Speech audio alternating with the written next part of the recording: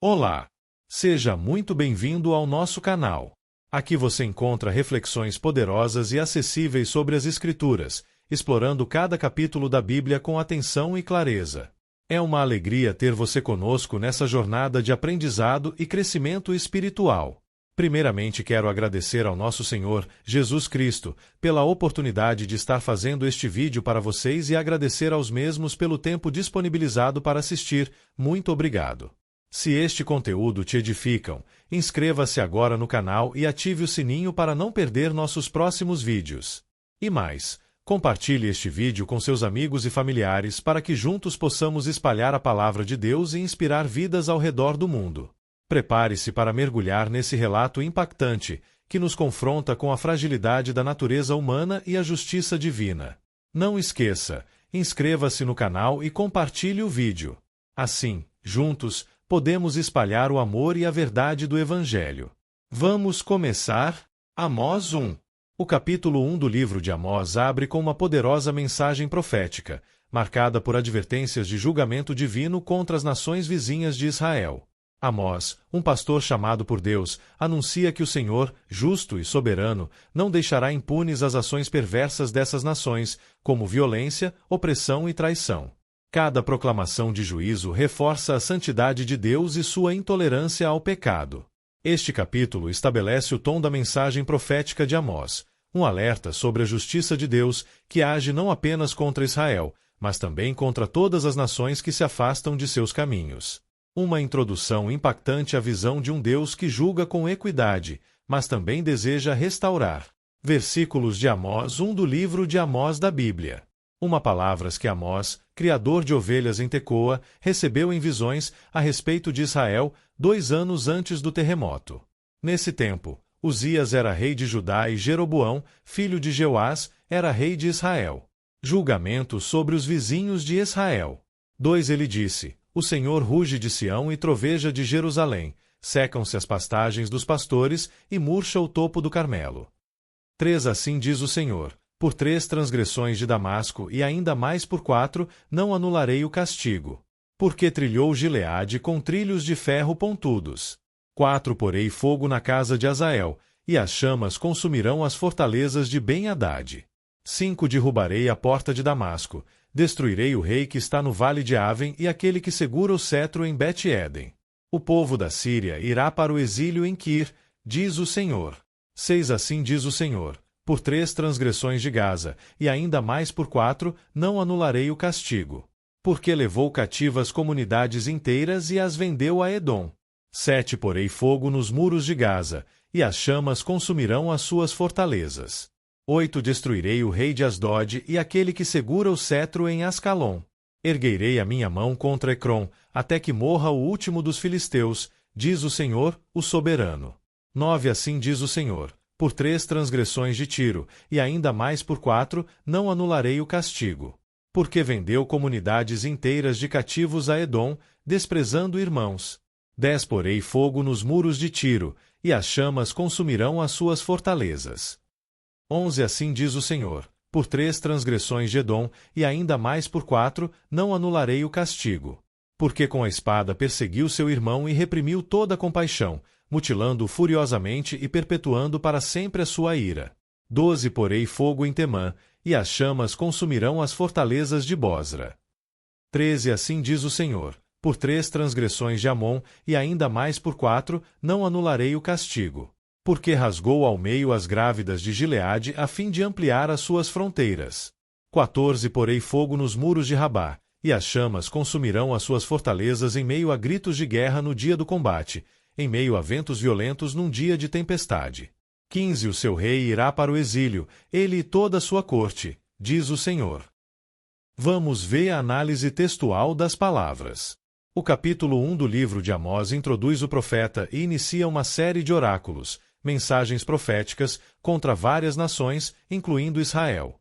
Vamos analisar o significado do texto versículo por versículo. Versículo 1. Palavras que Amós, criador de ovelhas em Tecoa, recebeu em visões a respeito de Israel 2 anos antes do terremoto. Nesse tempo, Uzias era rei de Judá e Jeroboão, filho de Jeoás, era rei de Israel. Este versículo apresenta o profeta Amós, um homem simples do campo, criador de ovelhas em Tecoa, uma cidade ao sul de Judá, chamado por Deus para profetizar. A menção dos reis Uzias, Judá, sul, e Jeroboão II, Israel, norte, situa a profecia historicamente, por volta de 760 a.C. A referência ao terremoto ajuda a datar ainda mais a profecia, embora não haja consenso sobre qual terremoto específico se refere. Versículo 2. Ele disse: O Senhor ruge de Sião e troveja de Jerusalém. Secam-se as pastagens dos pastores e murcha o topo do Carmelo. Aqui começa a mensagem profética propriamente dita. A imagem de Deus rugindo de Sião e trovejando de Jerusalém evoca o poder e a ira divinos, como um leão rugindo ou uma tempestade se aproximando.